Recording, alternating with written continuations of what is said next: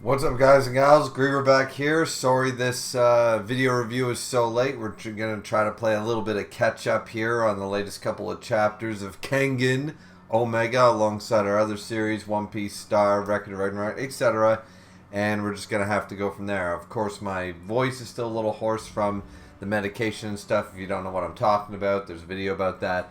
And my feet are still really goddamn sore. So anyways, yeah, let's just get into it. These are going to be shorter reviews because my voice isn't exactly back up to full snuff.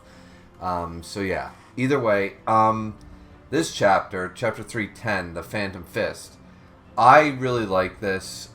I know a lot of people, there's a couple of different discords. There's 3 discords that I follow that generally they are anti-Kengan. There's about 5 discords I follow total that follow Kengan. 3 of them are very negative. And the same 6 or 7 people come out every week just to sort of shit on it, right? Meanwhile, this chapter I thought was incredibly realistic. You know, and it was incredibly smart in a sense. The Blast Core. The move. The one that Wakatsuki developed to defeat the Fang and blah blah blah and all this stuff, right? To defeat Agito. We get told in this chapter he's not going to use that anymore. And at first, we're all sitting there like, what? And it's not to say that he won't use it by the end of the series, just one more time. Like, you'll never fight again, rah! You know, that kind of idea. Yeah, he might pull it out as a last-ditch effort in a do-or-die sort of fight. So, it's still on the table in that way. However, this chapter brings up a very good point, a very realistic point of injuries. And as someone who has had multiple, I've had multiple fractures over my life. I now have arthritis in my hands, now my feet and stuff like that. As someone who's gotten older, and Wakatsuki is, a decade or so older than I am, just because he's got Superman syndrome, just because this is a manga, doesn't mean that lasting injuries you can't do, like Rocky said in Rocky 4 to Apollo when they were watching the fight in Rocky 1. He said, look at that, Apollo. We can't do that anymore. We're not 22 anymore. We can't fight like that anymore. We can't fight the way we used to. We're not built that way, right? So I even though so many people were bitching about this chapter was one of the best for realism, in my opinion, and also just in general, as a really good chapter, saying, no, Wakatsuki recognized the downfall of the Blast Core. The fact of the matter is that he sealed this away because the old wound in his right ankle in the fight that he sustained with Angiga was strained past its limits. He did not allow it to fully heal. I know you guys have heard this sort of idea. It's the same reason I'm having a second bout of gout attack. You know what I mean? I'm having a second acute gout attack just after curing the first one. Because I didn't let my body fully heal. I went back to my original cycle, my original diet, my original routine. And that just, aggravated the old problem and just brought it all right back. So Wakatsuki did the exact same thing. He did not allow his ankle to fully heal. He stressed it to the max. And now this is the end result. At this point, now it can't heal naturally. There's no surgery that can fix it. And he has to live with this, that overstraining this ankle is always going to have consequences now, right? He's permanently damaged his ankle. This happens to real life fighters. This happens in real life as you get older. And it's just something that's so realistic. So Wakatsuki said, okay, I can't rely on the Blast Core anymore. So what do? He needed to figure out a method to utilize his strength in a similar method to the Blast Core without putting excessive strain on his injured ankle, right? Because it takes all this force. So, the Blast Core is essentially a form of muscle control. Something that Julius Reinhold also does, and they bring that up in this chapter. Someone who forms the purest form of muscle control. That's how he uses his got, however you say it. I don't speak, what is it, German, Russian, whatever. I don't speak it. So, whatever that is, his armor drills, his arm drills. I'm not...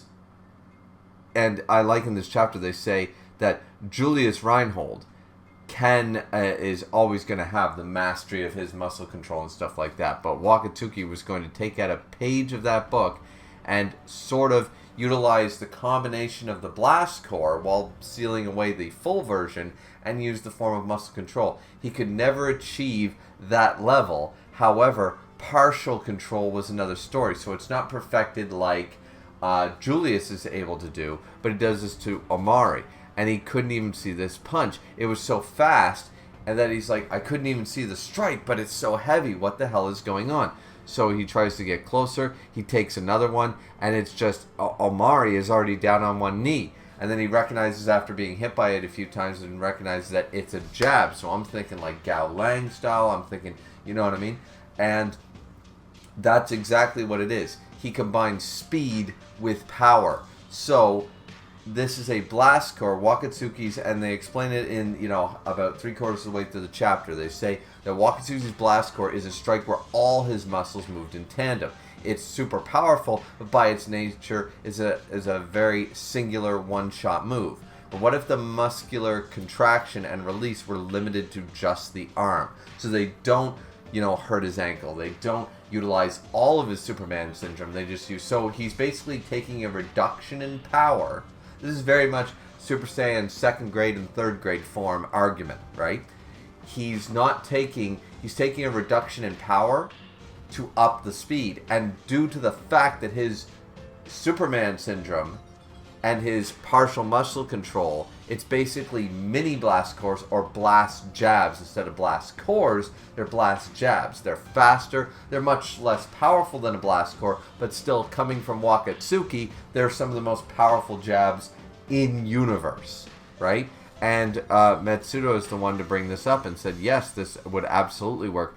They become lethal finishers in the hands of Wakatsuki due to his Superman syndrome. So he doesn't need to rely on his ankles. He doesn't need to waste all that power for a strike that everybody knows is coming when he can sort of combine the muscle control of Julius, the speed of Gao Lang, and use his own blast core method and combine all three into a better, more perfected, fast version of the devastation of blast core. Now, is blast core still much, much stronger? Yes, if you hit your opponent, but it has a drawback. Sort of like in Pokemon, the recoil moves, right? The double edges of the world. That's what's happening here.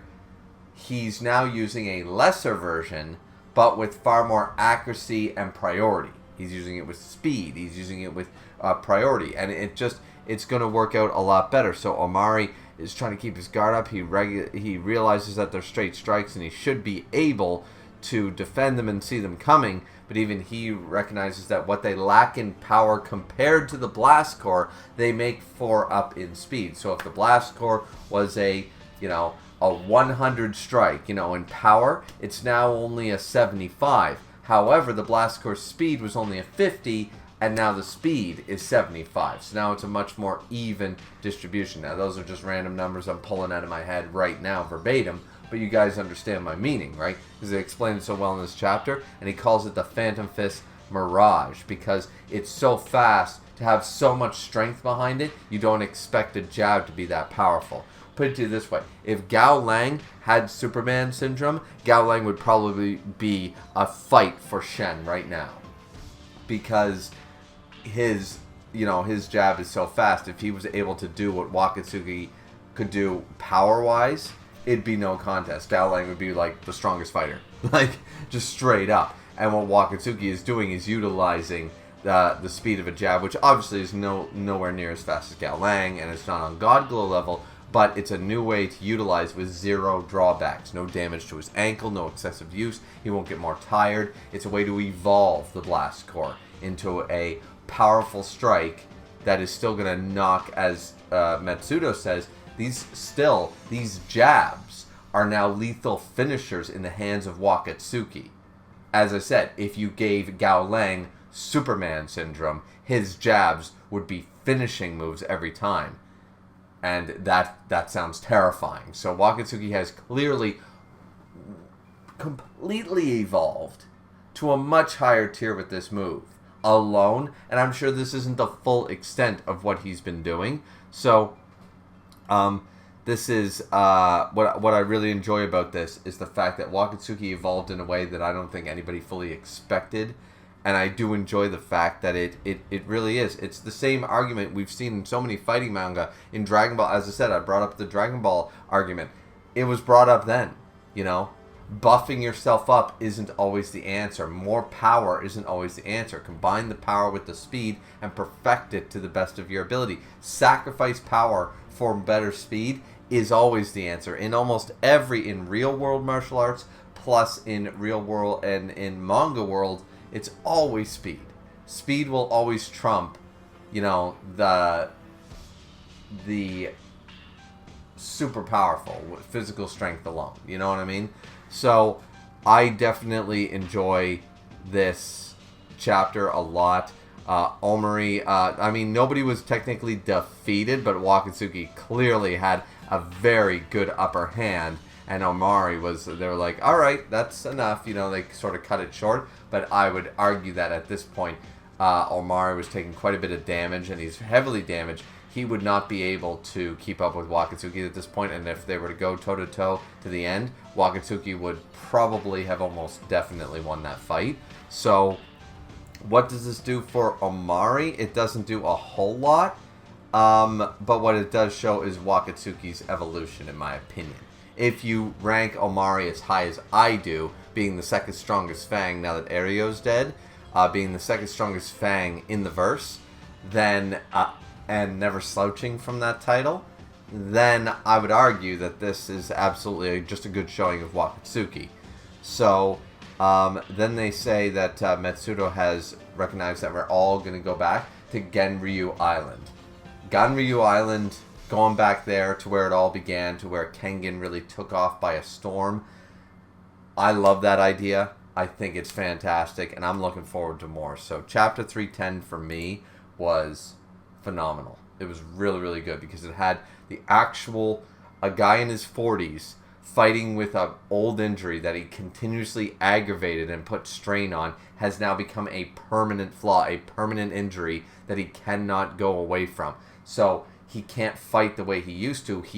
That's not to say he has to retire. What he needs to do is find new ways to utilize his strength, his speed, and his fighting capabilities in newer ways to be able to still contend and evolve even further, right? I love that. I love that idea, and that's great character growth. That's great character development. He didn't create the anti-Nico style move like so many people were saying he was doing. He just developed his own style in his own way and reinvented the Blast Core, his ultimate trump card. I don't see an issue. I love this. This is great. So Chapter 310 is actually like a 10 out of 10 chapter. There's nothing wrong here. Like, what is wrong? You know what I mean? That's what I would argue to all the naysayers. What is actually wrong with this chapter? The art was fine. The explanation is realistic and sound. If you don't like that, sorry, go watch Baki or whatever the fuck you guys watch that is so grand. And just enjoy that when chapters like this drop, it's like, all right, let's give credence where credence is due, you know? So, anyways, I liked it. What do you guys think? Like, comment, and subscribe as always. We'll try to catch up as quickly as we can over this next week, and hopefully by the following weekend, we'll be all caught up with everything we missed. We might not be fully caught up with everything that comes out this following week, but at the very least, I'll try to catch up with Kengan and then work on the other series as I can, you know. So, like, comment, subscribe as I already said, and we'll see you guys back here next time. So, till then, have a good one. See ya.